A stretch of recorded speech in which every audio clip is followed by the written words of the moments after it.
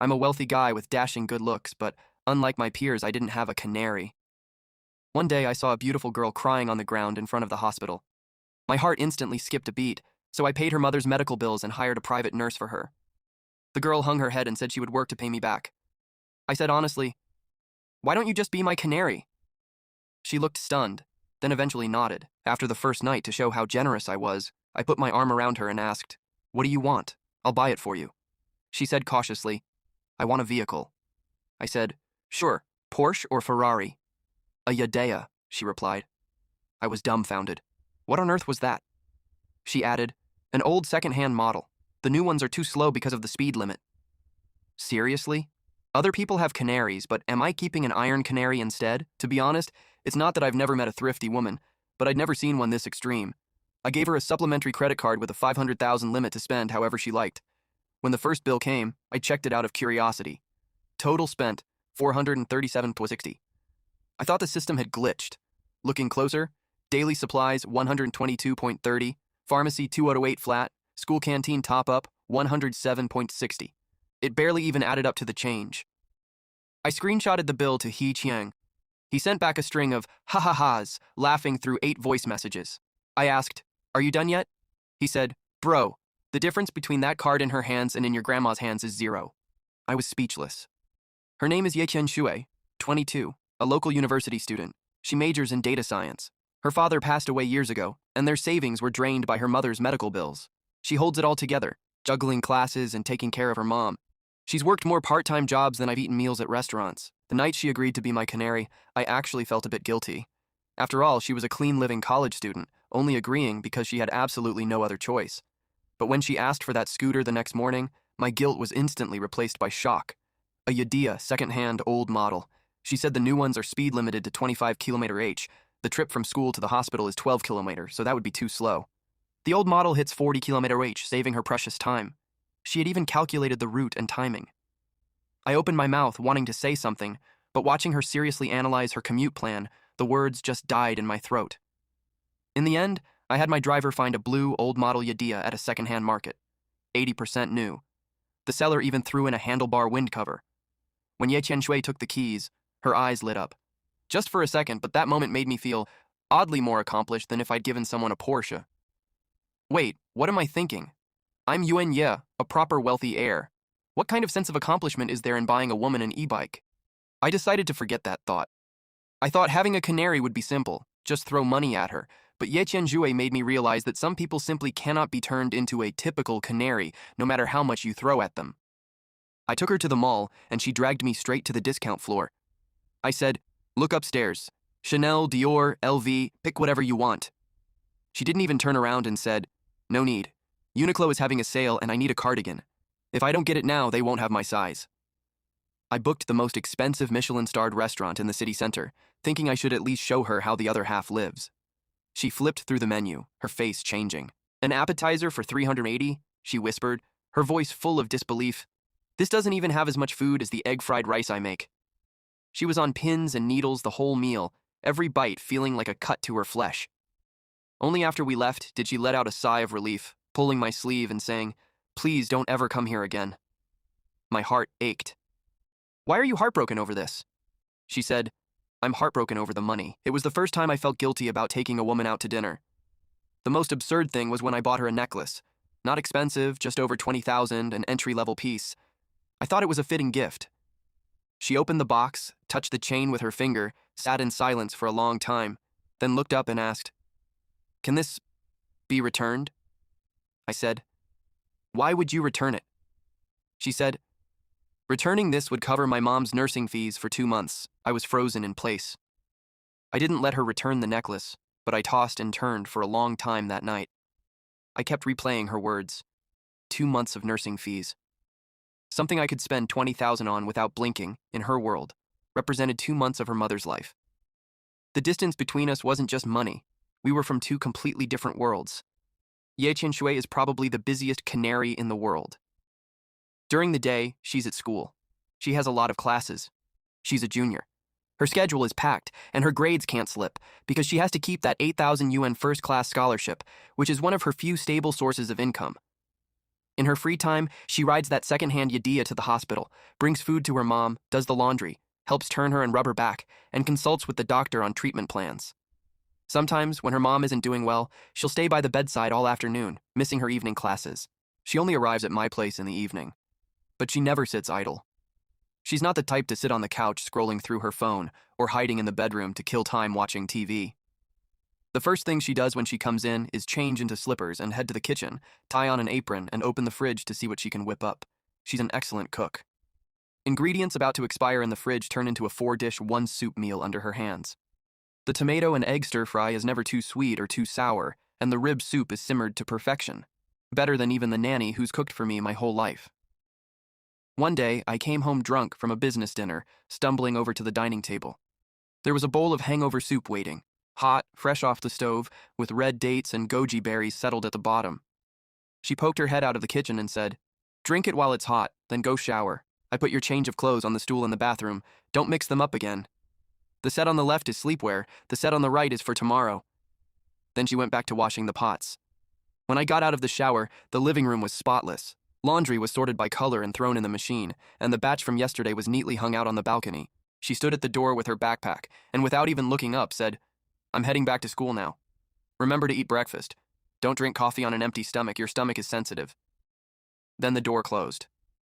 I stood in the empty living room, smelling the scent of a home-cooked meal and laundry detergent. Something pricked my heart for no reason. I can't quite describe the feeling.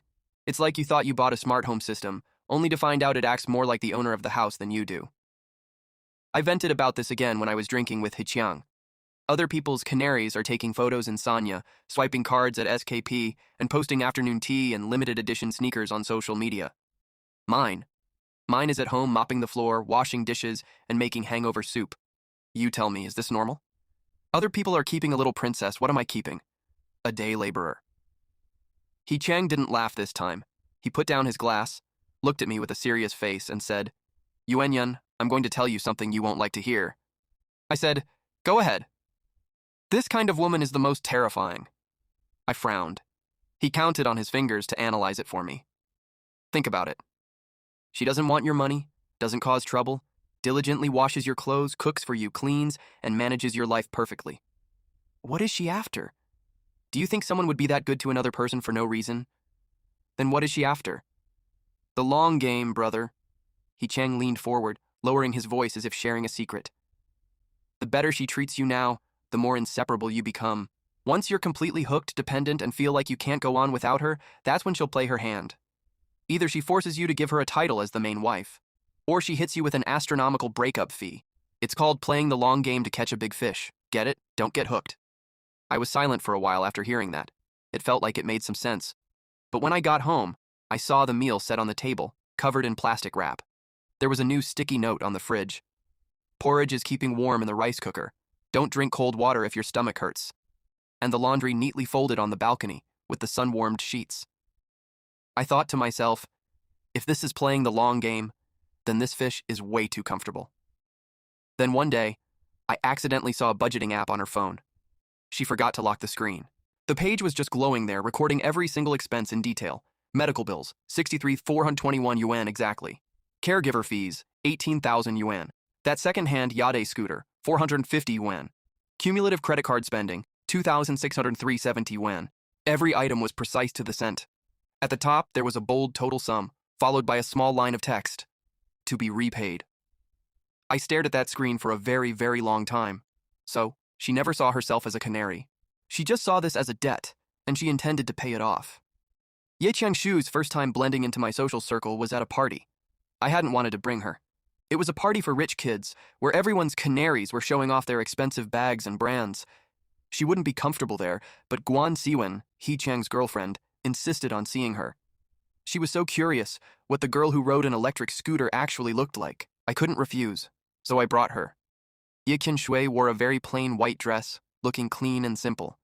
Her hair was in a ponytail, and she wasn't even wearing makeup. Among a group of girls in designer labels and heavy makeup, she looked so plain, like she'd walked onto the wrong set. But she wasn't nervous. She sat there quietly, neither stealing the spotlight nor being antisocial. If someone talked to her, she'd reply politely, neither humble nor pushy. Ji Yutong, however, proactively came over. Ji Yutong is a well-known socialite in our circle. Her family is in real estate. She's beautiful, but has a sharp tongue. She's always had a thing for me, but I never responded to it. Ever since she heard I was keeping a canary, she had already made snide remarks in several settings. She walked up to Ye Qianshu with a glass of red wine, looked her up and down, and said with a smile, "Sister, this dress is so unique. What brand is it?" Ye Qianshu looked up at her and answered honestly, "I bought it online, 89 yuan with free shipping." The room went quiet for a second. Several girls exchanged glances. Some covered their mouths and giggled. Ji Yutong's smile froze for a moment. "Wow, sister, you really know how to live economically." Then, with a graceful turn, she accidentally splashed most of her red wine onto Ye Qianshu's dress. The crimson wine spread across the white fabric, looking incredibly jarring. "Oh my, I'm so sorry, so sorry!" Ji Yutong covered her mouth, her expression exaggerated just right. "My hand slipped. I'm so incredibly sorry." Everyone in the room could tell it was intentional, but nobody said a word. My blood boiled instantly. Just as I was about to open my mouth, Ye Qianshui already stood up.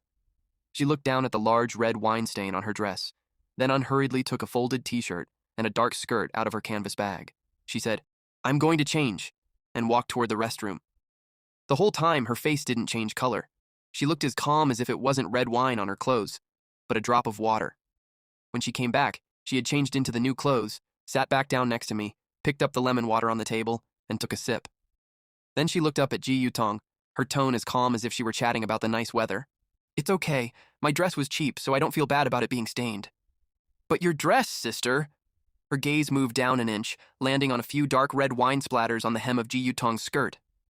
"Isn't that from this year's runway collection? That type of fabric leaves oxidation marks when it gets red wine on it. If you leave it too long, even dry cleaning won't fix it. I suggest you send it to a professional care shop as soon as possible." Ji Yutong looked down, and her face turned ash gray instantly. Someone in the room couldn't help but burst out laughing. Guan Suan walked over with her glass, sat down next to Ye Qianshui, took her hand and said, "Sister, you're amazing. Come on, let's chat." On the way back that night, the car was very quiet. I couldn't help but ask her, "Are you really not angry at all?" She thought about it and said, "Being angry is fine, but it's useless. I have a professional class at 8 tomorrow morning. I have to take fresh clothes to my mom at the hospital in the afternoon, and I have to finish a course paper when I get back in the evening. I don't have extra time to waste on things like this." She paused, then added, "Besides, carrying an extra set of clothes is a habit. I worked in a bubble tea shop before, and I used to get spilled on all the time." I didn't say anything else. The car drove for a long time. Neither of us said a word, but that night, I lay in bed thinking for a long time. In my life, having red wine spilled on me in public might be something worth flying into a rage over, but in her world, something like that didn't even deserve a moment of her attention. All her energy and emotions were spent on just living, hanging on, moving forward. There wasn't a single bit left over. I suddenly felt a tightness in my chest.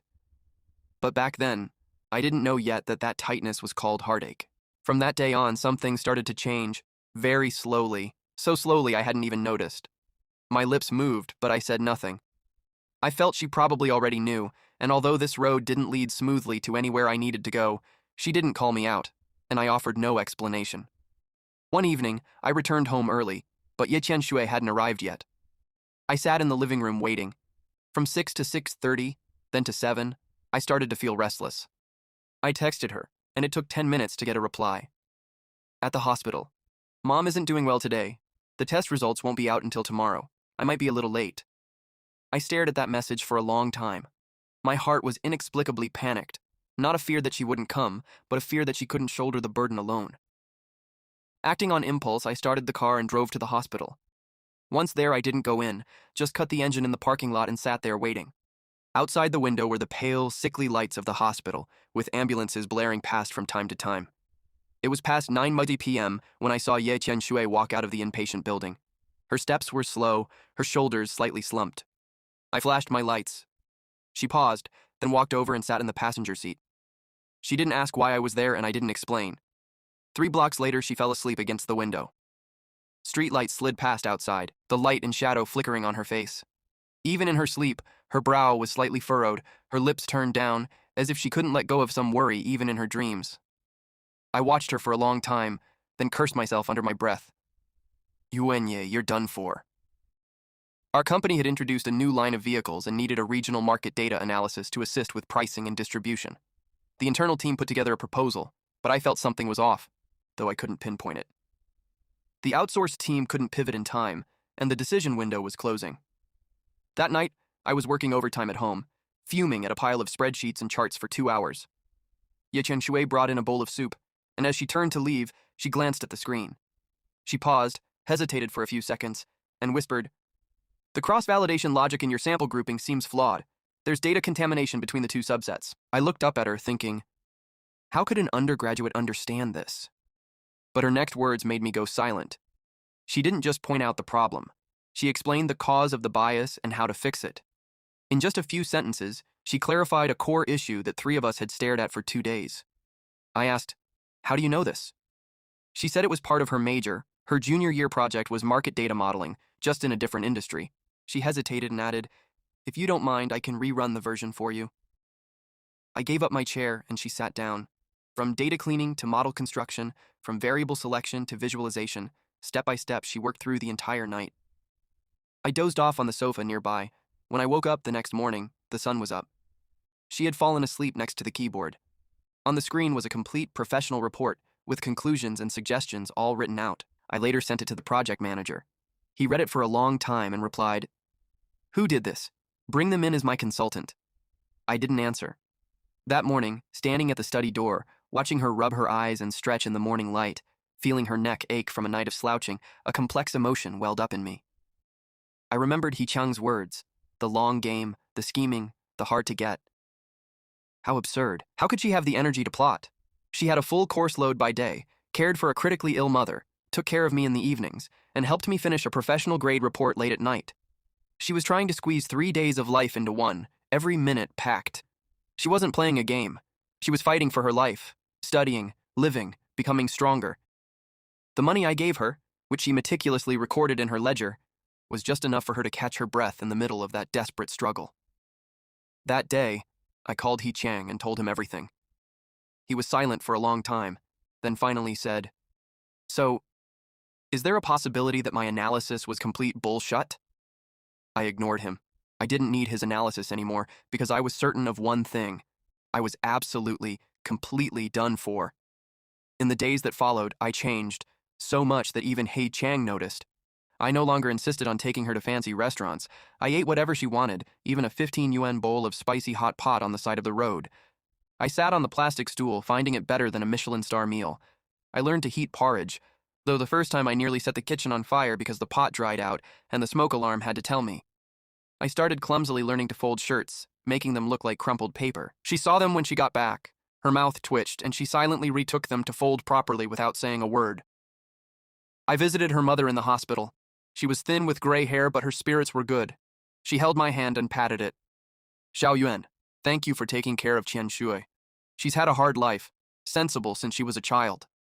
When her father passed, she was only 19, and she didn't let me see her shed a single tear." I said, "It's the opposite. She's the one taking care of me." She smiled. Shuer stood at the foot of the bed, turning away to pretend to adjust the curtains. When I caught a glimpse of her secretly wiping the corner of her eye, my heart ached. Not in a sentimental way, but a real physical pain that made me want to pull her into my arms and let her cry it all out. "If you don't say it, I'll say it for you." He-chang finally changed his tune. Fine. I admit I misjudged. It was my own small-mindedness that blinded me to a noble heart. "This girl is truly great. You need to act fast. If you keep dragging your feet, she'll graduate and you'll be crying too late." One night, I mustered the greatest courage I'd had in my 25 years. Shuer had just finished washing the dishes and hung her apron on the hook behind the kitchen door. "Shuer." She straightened up and looked at me, her eyes filled with confusion. "I have something to tell you." I took a deep breath, trying not to look like a nervous fool with sweaty palms. "Will you be my girlfriend?" No flowery words, no setup, no dramatic kneeling with a ring. I didn't know how to do those things. I could only be clumsy and direct, laying my heart out in front of her. She didn't answer immediately. She lowered her head, silent for so long that I thought she was deciding how to say yes. Then she shook her head. "Yuan, yeah, I can't agree." I was stunned. She looked up at me, her expression so sincere it made my throat tighten. "You helped me at my lowest point. You paid my medical bills, gave me a place to stay, and never once looked down on me. I am very grateful, truly, very grateful. She paused, as if organizing her words. But I can't tell. Can't tell what? I can't distinguish how much of my feelings for you are true attraction, and how much is just gratitude and dependence. She looked into my eyes. If I can't distinguish it and just muddle through an answer to you, it's unfair. You deserve a certain pure affection, not something blurred by grace and dependency. I can't respond to your sincerity with something I can't even define myself. I opened my mouth, wanting to argue, wanting to say I didn't care, but not a single word came out. I had spent 25 years being a smooth talker, but in this moment, my mind was blank. Yikangsu sighed softly, put on her shoes, and grabbed her backpack. At the door, she looked back. I'm sorry. Then the door closed. I stood in the entryway for a very long time. Life went on as usual. The contract wasn't up, and she didn't leave, but something indefinable had changed between us. She still came every day, and I still drove her to the hospital. Everything seemed the same, yet everything was different. I didn't dare get too close, fearing she'd feel pressured. She, too, seemed to deliberately keep her distance. This cautious politeness was harder to bear than the rejection itself. The day our 3-year contract ended was an ordinary weekend. The sun was bright. Her mother's condition had stabilized, and she was home recovering. Ye Chen-shui stood in the living room in clean, crisp clothes, a suitcase at her feet. She hadn't arrived with one. She had bought it with money saved over these 3 years. She placed a brown envelope on the coffee table. I opened it and caught a glimpse of a bank transfer record. The amount was precise to the cent, exactly what was marked unpaid in her budgeting app. She had used every penny from her part-time jobs, internships, and scholarships to pay it back. I held the paper, my fingers stiff. Ye Qiangshu. She stood 2 steps away, watching me, then gave a deep, solemn bow. Thank you, Yuenya. Truly, thank you for these 3 years. I pushed the envelope back toward her, but she pushed it right back. I owed you this. It must be paid. She picked up her suitcase, went to the door, changed her shoes, and opened the door. I stayed where I was. It wasn't that I didn't want to stop her, but I didn't know what reason to use. The canary role had been her only reason for being here. Now that the contract was up and the debt was paid, she had no status, no excuse, and no reason to stay in this place. The door closed with a sound that felt like a thunderclap in the empty house. I sat on the sofa all afternoon, clutching that transfer record. She had really settled everything between us, cleanly, leaving no room for anything else. The time after she left was hard. He-chang tried to drag me out to drink, play ball, or go to parties, but I had no interest. He said, "Let it go, brother. Plenty of fish in the sea." Guan Siwen shot him a glare across the table, and he immediately shut up. Then she turned to me and said, "If you hadn't been so proud and had said a few soft words, would it have ended up like this?" I knew, but it was too late. I didn't throw away the apron she left behind, and her last sticky note on the fridge remained. "The recipe for your favorite spare rib soup is in the drawer. Learn to stew it yourself." I opened the drawer to find a folded note, covered in writing on both sides. Which ribs to choose, how long to soak, how long to blanch, the timing of the heat. Each step was clearly marked. The last line read, "You'll probably forget the salt. Remember to taste it before you serve." I folded the note, closed the drawer, and closed the kitchen door. Life continued. 1 year, 2 years, 3 years, 4 years. I took over more family business, expanded the 4S dealerships, and doubled the size of the company. When busy, my head was filled with reports and meetings. Sometimes, coming home late, I'd open an empty fridge and pause for a second. She had deleted my contact information before leaving, thoroughly, just like repaying the money. When I was 29, the company hit a crossroads. The traditional 4S model was failing, and the industry was screaming for digital transformation, customer management, after-sales tracking, smart supply chain management. It couldn't be done in-house. We needed a professional technical partner. A fast-rising tech firm specializing in automotive aftermarket digital solutions had appeared, with solid products and a great reputation. We submitted an interest letter, but given our size, we were at the back of the line. I prepared for silence, but a week later, they sent an invitation to meet with the leadership of Yuan Shu Group. He-chang was even more excited than I was. What kind of luck is this? I was baffled as to why a company like that would proactively reach out to me. The partnership cocktail party was set for a high-end hotel banquet hall in the city center. I arrived early, greeting peers while scanning the room for the tech company's representatives. Everyone said their founder was young, low profile, and rarely appeared in public. Just then, The entrance went quiet. I followed the crowd's gaze as a woman walked in, followed by a small team. She wore a crisp, dark gray suit, her hair shorter than before, radiating a calm, composed aura. She moved steadily through the crowd, nodding politely to those who approached her. Ye tian shui. I felt as if someone had pressed pause on my entire being. My mind went blank for 5 solid seconds. The world fell silent. Then, fragments rushed back. The second-hand scooter, the discount bin, the 89 yuan dress, the notes on the fridge, the precise ledger, the data report finished in a single night. It all aligned. She hadn't been saving money. She had been gathering strength.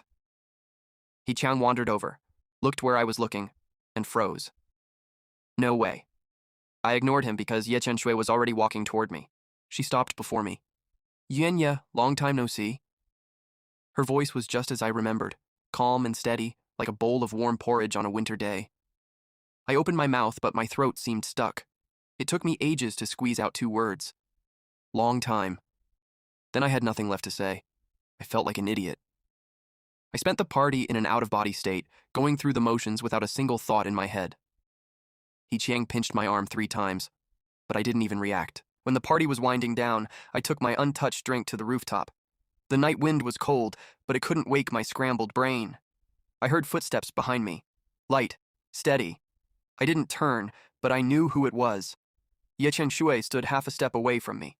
We stood in silence, looking out at the dense tapestry of city lights. You want to ask me how I did it, right? She said. No, I replied. I want to ask if you've been doing well. She glanced at me, surprised. I'm doing well. Mom's health has recovered. I took her to Hainan last year. That's good. The wind howled on the rooftop. I tried again. Why didn't you tell me your plans back then? She was silent for a moment. Because I had nothing back then, she said, her eyes fixed on the lights. But I had a clear goal. To be the best version of myself that I could possibly be. My throat tightened. So you chose us for a partnership? Your company's conditions were suitable. She interrupted, a faint trace of a smile in her voice. And we have a history. The rooftop went quiet. The wind stirred the strands of hair by her ear. She turned to face me, looking me straight in the eyes. These past years have been busy but fulfilling. Yet, I often missed coming home after a long day to a pair of broad shoulders I could lean on. I wonder, Mr. Yuan, are you still willing to be my support? I took a massive breath. I really had to force it because if I didn't, I was afraid I'd start crying right there. Too embarrassing. I pulled her into my arms, holding her tightly, as if I'd finally found something lost for years. She paused for a second, then raised her hands to pat my back, just like all those late nights years ago when she'd silently placed a bowl of soup in front of me. Ye Qian-shui, do you have any idea how long I've waited to hear that? She didn't answer, but I felt her smiling against my chest. After a moment, she asked, Did you drink today? A little. I'll make you hangover soup when we get home. I almost broke down right there. The door to the rooftop cracked open and then closed again. He Chang pulled his head back and texted Guan Siwen. The canary is back. No, it's a phoenix now. Yuan Ye is a goner for life. Guan Siwen replied instantly. That's called a happy ending, you idiot. He Chang laughed, pocketed his phone, and walked downstairs. On the rooftop, there were only 2 of us left. The wind was light, the lights were distant, but finally, the people who were meant to be there were. The end.